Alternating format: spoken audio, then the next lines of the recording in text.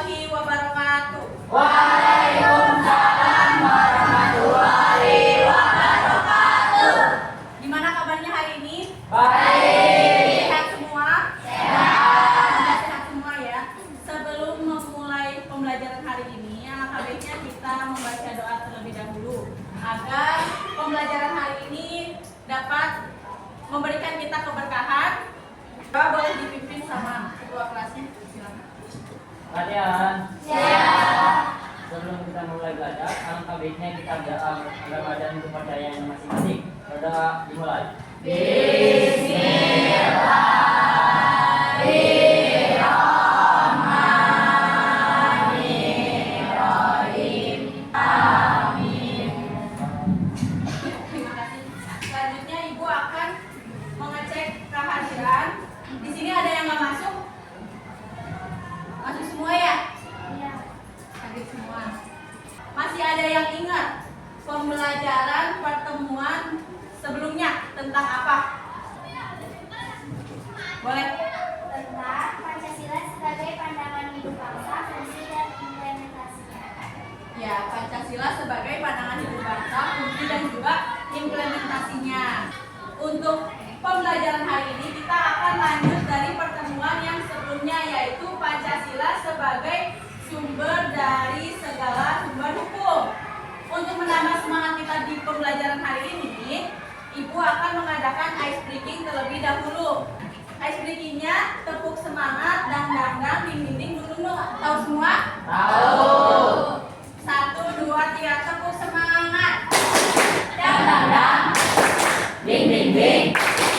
Dung dung dung. Semangat. Terima kasih.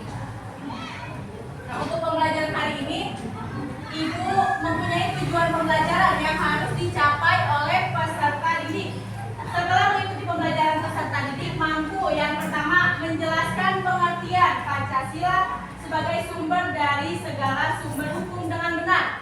Lalu yang kedua, menganalisis kedudukan Pancasila dalam sistem hukum nasional Indonesia dengan tepat. Dan yang ketiga, mengidentifikasi implementasi nilai-nilai Pancasila dalam produk hukum di Indonesia dengan baik. Manfaat dalam kehidupan sehari-hari dengan memberikan landasan moral dan etika dalam bertindak, menjaga keharmonisan sosial melalui penerapan nilai-nilai Pancasila. Contohnya mengimplementasikan dalam kehidupan sehari-hari. Nah, di sini Ibu ada bagan hierarki peraturan perundang-undangan. Ada yang tahu Pancasila sebagai sumber dari segala sumber hukum itu berarti apa? Boleh? Pancasila sebagai sumber dari segala sumber hukum berarti bahwa nilai-nilai Pancasila adalah landasan fundamental yang harus mendasari seluruh peraturan perundang-undangan di Indonesia. Ini juga berarti bahwa setiap hukum yang dibuat tidak boleh bertentangan dengan nilai-nilai Pancasila, serta Pancasila berfungsi sebagai norma dasar yang menjadi induk dari seluruh tatanan hukum nasional. Ya, Pancasila adalah landasan fundamental yang harus mendasari seluruh peraturan perundang-undangan di Indonesia. Nah, ini peraturan perundang-undangan di Indonesia. Mulai dari yang tertinggi sampai dengan yang terendah, yaitu pertama Undang-Undang 1945. Kemudian yang kedua TAP MAPR, Ketetapan Majelis Permusyawaratan Rakyat. Yang ketiga Undang-Undang. Yang keempat Peraturan Pemerintah Pengganti Undang-Undang. Yang kelima Peraturan Pemerintah. Yang keenam Peraturan Presiden. Yang ketujuh Peraturan Daerah Provinsi. Kemudian yang paling terendah yaitu Peraturan Daerah Kabupaten atau Kota. Nah, sebelum kita kupas tuntas satu persatu materinya, Ibu ada video singkat materi pembelajaran hari ini. Mohon disimak baik-baik ya. Sekarang kita akan membahas subbab C dari kedudukan dan fungsi Pancasila. Ada yang tahu kita bakal membahas apa? Pembahasan kita kali ini yaitu Pancasila sebagai sumber dan segala sumber hukum. Yuk kita mulai. Pada pembelajaran kali ini, kalian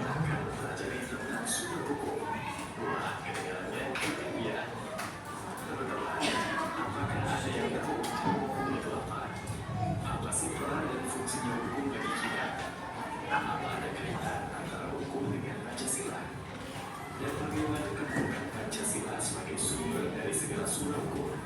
Tadi video materi pembahasan hari. Nah, sekarang kita satu persatu bahas empat tingkatan peraturan dalam suatu negara. Yang pertama, apa yang pertama itu?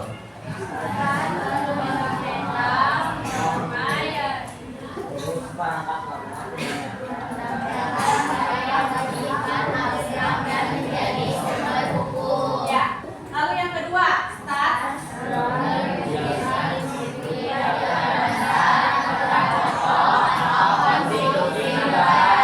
Negara. Kemudian yang ketiga,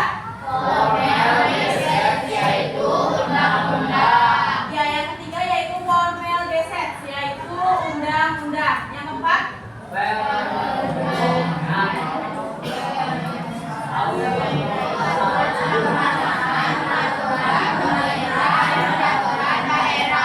Pancasila sebagai sumber dari sumber segala hukum.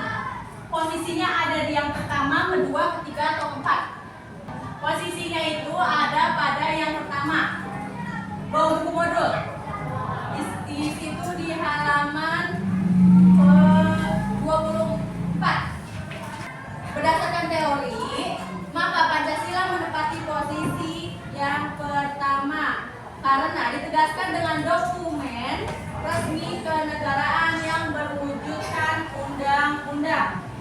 Selanjutnya, 3 ayat tentang sumber hukum pada pasal 1 TAP MPR nomor 3 MPR tahun 2000. Sumber hukum adalah sumber yang dijadikan bahan untuk penyusunan peraturan perundang-undangan. Kemudian yang kedua, sumber hukum terdiri dari 2, yaitu sumber saja, sumber hukum tertulis dan juga sumber hukum tidak tertulis. Kemudian yang ketiga, sumber hukum dasar nasional adalah Pancasila sebagaimana tertulis dalam pembukaan Undang-Undang Dasar 1945. Nah, dari kelima sila Pancasila itu memiliki arti dan juga contoh. Yang pertama, sila ketuhanan yang Maha Esa bisa menjadi acuan dalam merumuskan hukum dan peraturan negara yang berhubungan dengan kehidupan beragama. Contohnya, negara menjamin hak kemerdekaan setiap warga negaranya untuk memeluk agama, melaksanakan ibadah, dan juga yang ketiga menghormati perbedaan agama. Kemudian sila kedua, sila kemanusiaan yang adil dan beradab menjadi acuan dalam merumuskan hukum dan peraturan yang melindungi hak dan juga martabat manusia. Contohnya, negara menempatkan hak setiap warga negara pada kedudukan yang sama dalam hukum, serta memiliki kewajiban dan hak yang sama untuk mendapatkan jaminan undang-undang. Yang sila ketiga, sila persatuan Indonesia menjadi acuan dalam menentukan arah kebijakan hukum yang menjaga persatuan dan kesatuan bangsa. Tidak boleh ada kebijakan hukum yang menempatkan kepentingan pribadi atau golongan di atas kepentingan bangsa dan negara, karena hal tersebut dapat menimbulkan perpecahan bangsa. Sila yang keempat, sila kerakyatan yang dipimpin oleh hikmat, kebijaksanaan dalam permusyawaratan atau perwakilan, bisa menjadi acuan dalam merumuskan hukum dan peraturan tentang kehidupan pemerintahan bernegara dan bermasyarakat yang demokratis. Contohnya apa saja? Contohnya musyawarah mufakat. Musyawarah mufakat tersebut dilakukan tanpa adanya tekanan atau paksaan dari pihak manapun, dari siapapun, maupun campur tangan yang dapat membelenggu hak-hak partisipasi masyarakat. Kemudian yang kelima, sila keadilan sosial bagi seluruh rakyat Indonesia menjadi acuan yang dalam merumuskan hukum dan peraturan untuk mewujudkan kesejahteraan sosial bagi seluruh warga negaranya. Contohnya, negara mengakui hak milik perseorangan, melindungi pemanfaatannya, serta memberi kesempatan sebesar-besarnya pada seluruh masyarakat. Nah, berikut materi pembelajaran hari ini. Sekarang, untuk mengetahui pemahaman kalian, sudah sampai mana pada pembelajaran hari ini, Ibu punya 15 soal dan juga 15 jawaban. Setiap orang nantinya akan mendapatkan 1 baik soal maupun jawaban itu acak ya. Jadi ada yang nerima soal, ada yang nerima jawaban. Nanti setelah semuanya nerima satu persatu, kalian mencari temannya. Kalau kalian dapat soal, berarti kalian jadi teman yang jawabannya. Jadi nanti hasilnya akan berpasangan berdua ya. Ibu akan bagikan satu persatu. Nah, setelah sekarang udah pada ketemu semua pasangannya ya. Ibu minta beberapa pasangan yang udah ketemu untuk dibacakan di depan, dibacakan aja. Depan. Ayo. Lihat aja pasangannya siapa? Boleh, sok aja dulu. Mau ke depan. Apa peran sila pertama dalam pembentukan hukum dan peraturan di Indonesia? Jadi aturan dalam melakukan hukum dan peraturan negara yang berhubungan dengan kehidupan beragama. Ya, betul. Terima kasih. Sama. Lanjut, siapa yang mau maju ke depan? Iya, boleh siapa? So, lihatnya nanti kamu ketiga ya.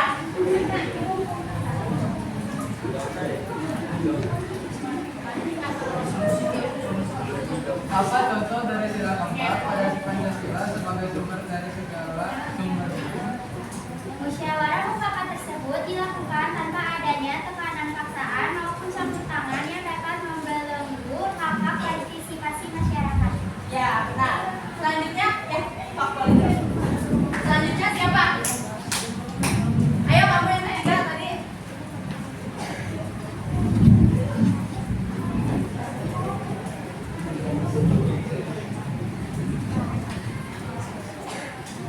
Apa peran sila kedua dalam pembentukan hukum dan peraturan di Indonesia? Dari ketentuan dalam merumuskan hukum dan peraturan yang melindungi hak-hak dan martabat manusia. Ya, nah selanjutnya, sok boleh duduk. Selanjutnya,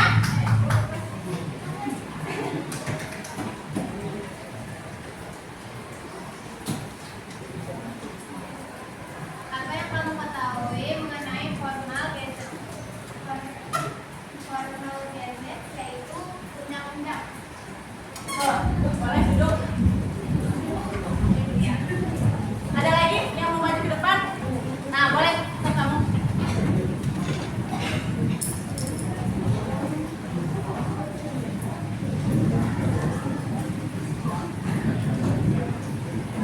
Pada pasal TAP MPR nomor 3 MPR 2000, sumber hukum terdiri dari apa saja? Sumber hukum tertulis dan sumber tidak tertulis. Sumber hukum tertulis dan juga sumber hukum tidak tertulis. Betul. Sok.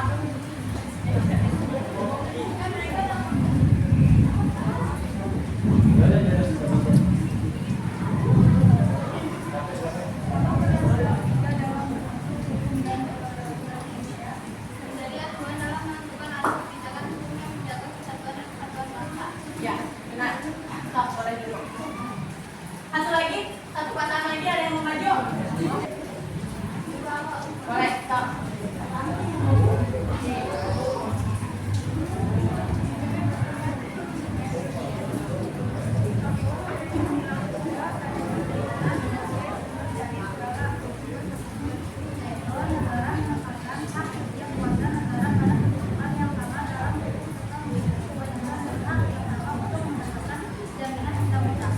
Ya, nah. Beri tepuk tangan buat teman-teman semua yang udah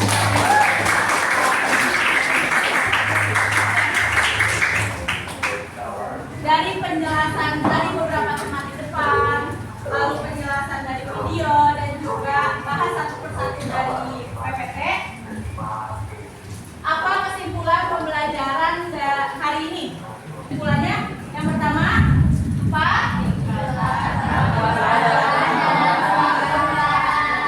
empat tingkatan peraturan dalam suatu negara. Kemudian poin yang kedua apa lagi? 3 ayat tentang sumber hukum. Kemudian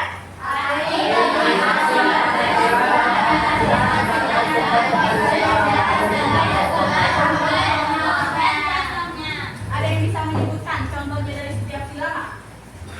Sila pertama, kedua, ketiga, keempat, kelima. Sila pertama, sok contohnya apa? Sila pertama, contohnya negara menjamin hak kemerdekaan setiap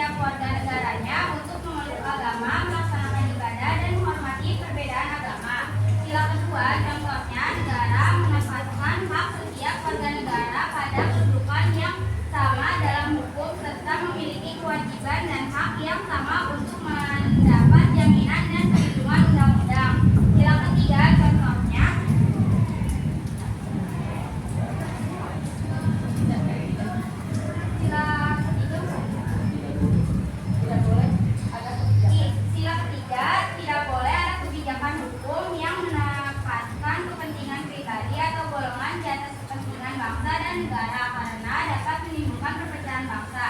Sila keempat, contohnya, negara melindungi dan menghargai hak setiap warga negara untuk bermusyawarah mufakat.